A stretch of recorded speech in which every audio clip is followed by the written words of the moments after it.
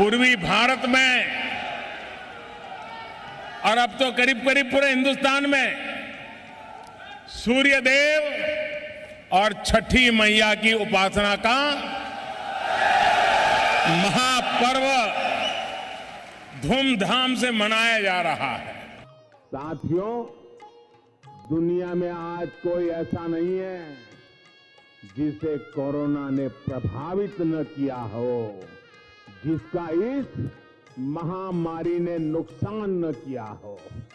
और दुनिया के बड़े बड़े देश फिर से चपेट में आ गए हैं। संकट फिर से मंडरा रहा है, दरवाजे पे दस्तक दे रहा है। दुनिया के समृद्ध देश भी परेशानी से गुजर रहे हैं। आस्था, पवित्रता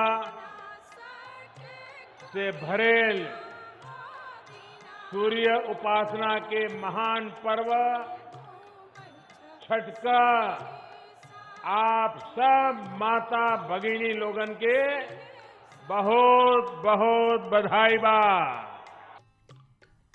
दीपावली के 6 दिन बाद मनाए जाने वाला महापर्व छठ हमारे देश में सबसे अधिक नियम निष्ठा के साथ मनाए जाने वाले त्योहारों में से एक है, जिसमें खान-पान से लेकर वेशभूषा तक हर बात में पारंपरिक नियमों का पालन किया जाता है। छठ पूजा का अनुपम पर्व प्रकृति से और प्रकृति की उपासना से पूरी तरह जुड़ा हुआ है। सूर्य और जल महापर्व छठ की उपासना के केंद्र में है, तो बांस और मिट्टी से बने बर्तन और कंदमूल इनकी पूजन विधि से जुड़ी अभिन्न सामग्रियां हैं। आस्था के इस महापर्व में उगते सूर्य की उपासना और डूबते सूर्य की पूजा का संदेश अद्वितीय संस्कार से परिपूर्ण है। दुनिया तो उगने वालों को पूजने में लगी रहती है, लेकिन छठ पूजा हमें उनकी आराधना करने का भी संस्कार देती है, जिनका डूबना भी प्रायः निश्चित है। हमारे जीवन में स्वच्छता के महत्व की अभिव्यक्ति भी इस त्योहार में समाई हुई है। छठ से पहले पूरे घर की सफाई, साथ ही नदी, तालाब, पोखर के किनारे, पूजा स्थल यानी घाटों की भी सफाई पुरजोश सब लोग जुड़ करके करते हैं। सूर्य वंदना या छठ पूजा पर्यावरण संरक्षण, रोग निवारण व अनुशासन का पर्व है।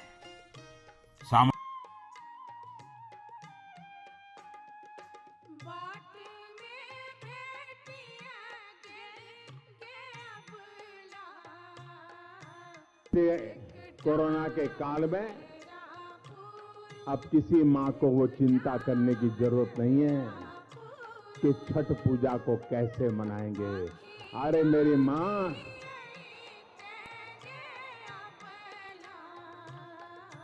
अरे तुमने इस तुम्हारे बेटे को दिल्ली में बिठाया है, क्या वो तुम्हारी छठ पूजा की चिंता नहीं करेगा?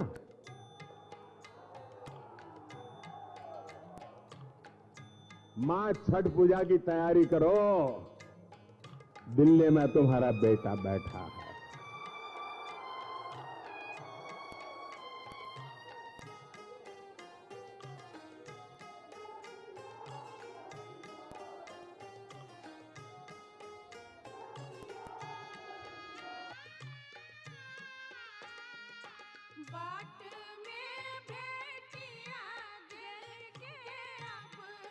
हर हर महादेव। छठ पूजा का त्योहार शान से मनाओ। तो हमारा आपका नाता बड़ा अटूट है, ये नाता और जुड़े और शक्तिशाली बने, इसी एक शुभकामनाओं के साथ आप सबको